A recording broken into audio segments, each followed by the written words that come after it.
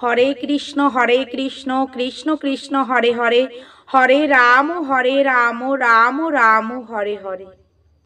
মার্গশীর্ষ মাস অর্থাৎ এই অঘ্রাণ মাসের শুক্লপক্ষের একাদশীর নাম শ্রী শ্রী মোক্ষদা একাদশী।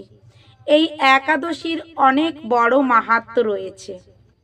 আমাদের এই সনাতন ধর্মের মোট 24টি একাদশী ব্রত প্রতি বছরে আমাদের পালন করতে হয়। আর সেই একাদশীর মতো এই যে মোক্ষদা একাদশীও কিন্তু খুবই একটি গুরুত্বপূর্ণ একাদশী। হিন্দু ধর্মের একাদশী ব্রত পালনের যে কত বড় মাহাত্ম্য আমরা তা সকল সনাতনী ভক্তবৃন্দরা জানি।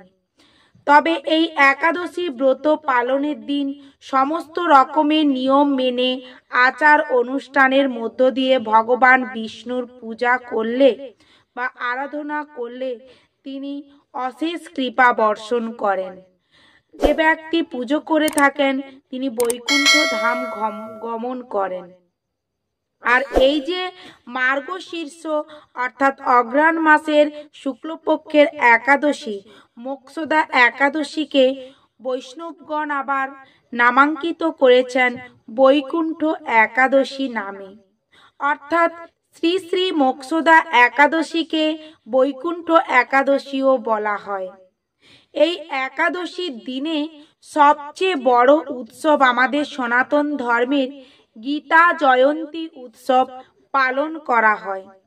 এই গীতা জয়ন্তীর দিনে ভগবান স্বয়ং শ্রীকৃষ্ণ সারা মানব জাতির কল্যাণের উদ্দেশ্যে তিনি অর্জুনকে নিমিত্ত করে এই কলিহত জীবকে তিনি গীতার জ্ঞান প্রদান করেছিলেন।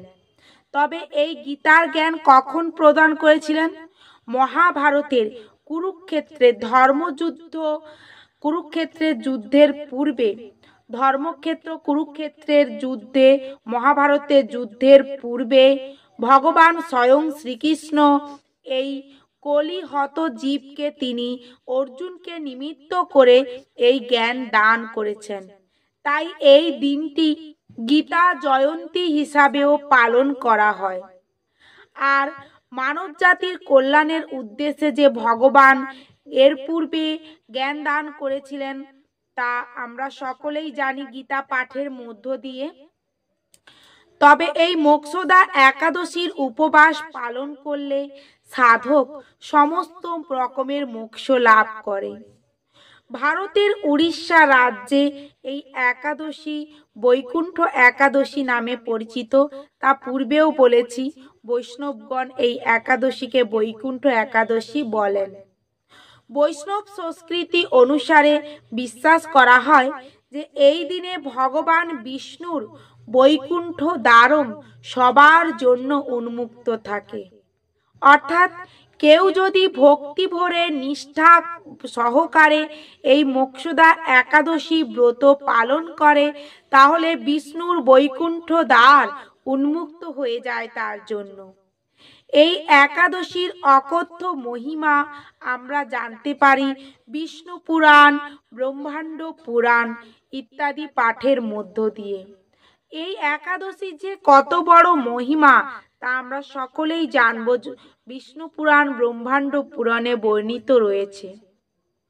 স্বয়ং রাজা যুধিষ্ঠিরকে এই শুভ দিনে উপবাসের যে কি তাৎপর্য তা ভগবান নিজেই বর্ণনা করেছেন, যা আমরা জেনে নেব পরবর্তী ভিডিওতে এই মোক্ষদা একাদশীর ব্রত কথা শ্রবণের মধ্য দিয়ে।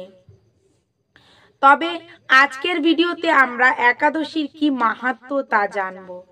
আর ভক্তবৃন্দ, আর একটা কথা বলি, প্রতিটি একাদশী ব্রত নিয়ে এরপর থেকে আমি আপনাদের কাছে 4টি করে ভিডিও প্রদান করব।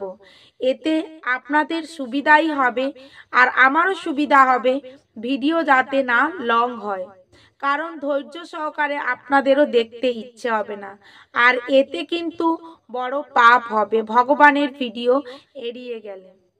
যাই হোক, আজকের একাদশীতে আমরা তো জানলাম যে ভগবান স্বয়ং শ্রীকৃষ্ণ এই দিনে গীতার জ্ঞান দান করেছিলেন।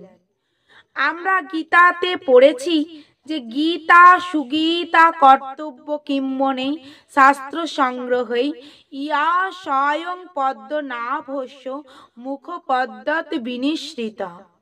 মানে কি?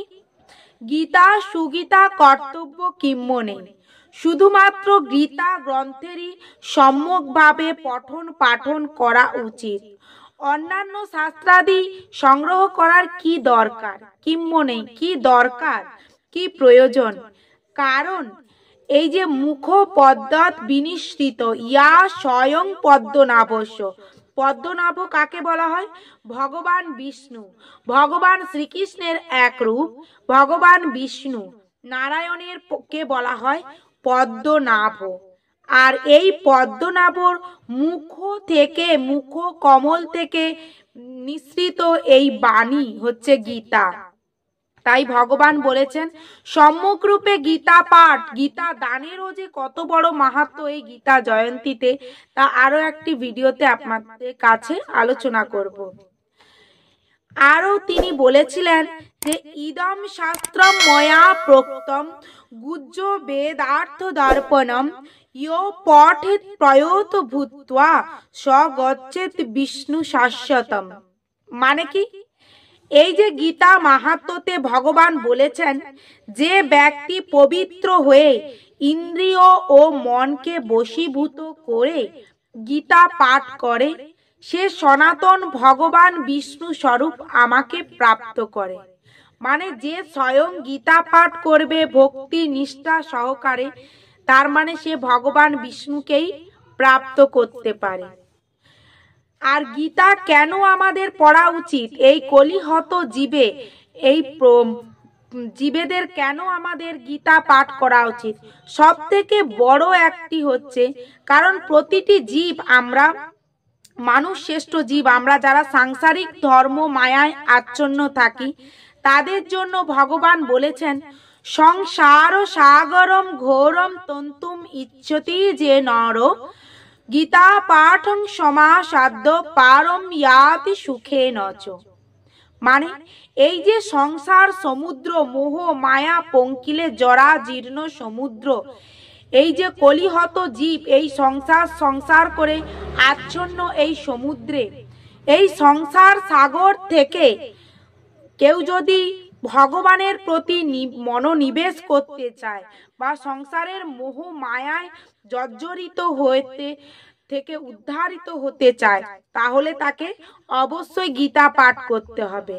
আর গীতা পাঠ হচ্ছে এমন একটি শাস্ত্র পাঠ যে পাঠের মধ্য দিয়ে যে সবকিছুই তিনি পেতে পারেন, এই সংসার জর্জরিত মায়া থেকে উত্তীর্ণ হতে পারেন। আমরা গীতা পাঠের মধ্য দিয়ে পড়েছি যে ভগবান স্বয়ং শ্রীকৃষ্ণ বলেছেন যে প্রতিটি কলিহত জীবকে এই সংসার মোহ মায়ায় এমন ভাবে থাকতে হবে যে পদ্ম পাতার মতো। মানে কি? পদ্ম পাতা জলেই জন্মগ্রহণ করে কিন্তু কখনো জল লিপ্ত হয় না। সেইভাবে ভগবান বলেছেন যে প্রতিটি জীবকে, জীবশ্রেষ্ঠ মানুষকে সংসার ধর্ম পালন করো, কিন্তু সংসার ধর্মে এতটাও ডোবা উচিত নয় যাতে ভগবানের নাম নিতে সময় না পাওয়া যায়, ভগবানের নাম নিতে দ্বিধাবোধ হয়। এরকম মোহমায়ায় আটকানোর কোনো প্রয়োজন নেই। যাই হোক, বৈষ্ণব মোক্ষদা একাদশীতে শ্রীমদ্ ভগবত গীতা আমাদের পূজা করতে হয়। এই দিনে তো গীতা পাঠ, গীতা দানের কত বড় মাহাত্ম্য তা আমরা আলোচনা করলাম এবং বিস্তারিত আলোচনা করব পরবর্তী ভিডিওতে। এই একাদশীতে কোনো ব্যক্তি যদি যোগ্য ব্যক্তিকে শ্রদ্ধেয় গীতা দান করতে পারে, তাহলে ভগবান শ্রীকৃষ্ণের কাছে সে প্রচুর পরিমাণে আশীর্বাদ প্রাপ্ত হয়। তবে কি এই একাদশী থেকে আমরা কি জানলাম? যে শুধুমাত্র গীতা পাঠ আর গীতাকে অধ্যয়ন নয়, কেউ যদি ভক্তি ভরে নিষ্ঠা সহকারে কোনো সঠিক কোনো ভক্তিযুক্ত মানুষকে বা বৈষ্ণবকে, ব্রাহ্মণকে গীতা দান করতে পারে, তাহলেও সে ভগবান শ্রীকৃষ্ণের প্রচুর পরিমাণে আশীর্বাদ প্রাপ্ত হন। এছাড়াও ভগবান বিষ্ণুর ঐশ্বরিক আশীর্বাদ পাওয়ার জন্য বৈদিক মন্ত্র পাঠের বিষ্ণুর সহস্র নামও কিন্তু আমাদের এই দিন পাঠ করতে হবে। আর এই দিন ভগবান বিষ্ণুর সামনে আমাদের ঘিয়ের প্রদীপ প্রজ্বলন করতে হবে। শাস্ত্র অনুসারে মোক্ষদা একাদশীর দিন ভগবান বিষ্ণুর চতুর্ভুজা রূপের কিন্তু পূজা করতে হয়। কেউ কেউ আবার দামোদর রূপেরও পূজা করে থাকেন। এই একাদশীর সবচেয়ে বড় মাহাত্ম্য, আপনি যদি আপনার পূর্বপুরুষ কোনো রকমে মনে হয় নরকগামী হয়েছেন, সেই পূর্বপুরুষের আত্মার শান্তির জন্য এবং তাদের মোক্ষ লাভের জন্য, আর তাদেরকে নরকগামী হওয়া থেকে উত্তীর্ণ করার জন্য, স্বর্গধাম বৈকুণ্ঠ ধামে প্রেরণ করার জন্য আপনি পুত্র হয়ে বা আপনি তেনার আত্মীয় হয়ে অবশ্যই একাদশী ব্রত তার জন্য পালন করতে পারেন। এর ফলে কি হবে, আপনার পুণ্যে তিনি পুণ্যগামী হয়ে এই নরক যন্ত্রণা ভোগ থেকে তিনি কিছুটা পরিমাণ উত্তীর্ণ হবেন। যাই হোক ভক্তবৃন্দ, 2024 সালে এই মোক্ষদা একাদশী সারা বিশ্বে পালিত হবে 11ই ডিসেম্বর 2024 এবং বাংলার 25শে অগ্রহায়ণ 1431 বঙ্গাব্দ বুধবার। আর এর পরের দিন আমাদেরকে পালন করতে হবে। তবে সারা বিশ্বের 150টি স্থানের পালনের সময়সূচি এবং একাদশী ব্রতের সময়সূচি এর পরবর্তী ভিডিওতে আপনাদের কাছে তালিকা প্রকাশ করব। আশা করি এই ভিডিওর সঙ্গে মানে এই চ্যানেলের সঙ্গে আপনারা সংযুক্ত হয়ে পরবর্তী একাদশী সম্পর্কিত সমস্ত ভিডিও এবং সনাতন ধর্মের সমস্ত পূজা সম্পর্কিত ভিডিও আপনারা লক্ষ্য করবেন, শ্রবণ করবেন। যাই হোক, আজকে আমরা শ্রী শ্রী একাদশী, এই মোক্ষদা একাদশী যে কত বড় মাহাত্ম্য তা আমরা জানলাম। কারণ এই ভগবান নিজেই এই একাদশীতে অর্জুনকে জ্ঞান দান করেছিলেন। তাই ভক্তবৃন্দ, সবার চরণে শতকোটি প্রণাম জানিয়ে অনুরোধ থাকলো আপনারা অবশ্যই গীতা পাঠ করুন। শুধুমাত্র সনাতন ধর্মের জন্য নয়, কোনো মানুষের জীবনকে গড়ার জন্য শ্রেষ্ঠ পথপ্রদর্শক হচ্ছে গীতার বাণী, গীতার জ্ঞান। তাই প্রতিটি জীব, আমরা তো সনাতনী, আমাদের তো অবশ্যই গীতা পাঠ করতেই হবে। আর অবশ্যই ভক্তবৃন্দ, আপনারা প্রত্যহ গীতা পাঠ করুন, গীতার মাহাত্ম্য শ্রবণ করুন। হরে কৃষ্ণ, রাধে রাধে। দেখা হচ্ছে পরবর্তী ভিডিওতে, পরবর্তী একাদশী সংক্রান্ত আরো 3-4টি ভিডিওতে। ততক্ষণ সঙ্গে থাকুন, সুস্থ থাকুন, ভালো থাকুন ভগবানের কৃপায়। আর কেউ যদি নতুন হয়ে থাকেন, চ্যানেলটিকে সাবস্ক্রাইব করে পাশে থাকা বেল আইকনটি প্রেস করে অল বাটন ক্লিক করবেন, যাতে আমি ভিডিও প্রদান করার সঙ্গে সঙ্গে অবশ্যই আপনারা পেয়ে যেতে পারেন। হরে কৃষ্ণ, রাধে রাধে। তাই শ্রী রাধিকা কৃষ্ণদাসী শ্রীমতী সুপর্ণা বেরা চ্যানেল সাবস্ক্রাইব করুন এবং আমার সাথে শ্রীকৃষ্ণ ও রাধারানীর কৃপা লাভ করুন। এই ঘোর কলিযুগে আপনার অমূল্য জীবনকে কৃষ্ণ ভাবনায় এবং কৃষ্ণ চেতনায় জাগ্রত করে এই জড় জগতের মোহ লালসা থেকে বেরিয়ে আসুন, যাতে শ্রী রাধা মাধবের সেবার মধ্য দিয়ে মৃত্যুর পরে আপনি ভগবানের চরণ কমলে ঠাঁই পেতে পারেন। সেই পথ আজ থেকেই প্রশস্ত করুন। তাই আমার সঙ্গে একসঙ্গে বলুন, হরে কৃষ্ণ কৃষ্ণ কৃষ্ণ হরে হরে, হরে রাম রাম রাম হরে হরে। হরে কৃষ্ণ, রাধে রাধে।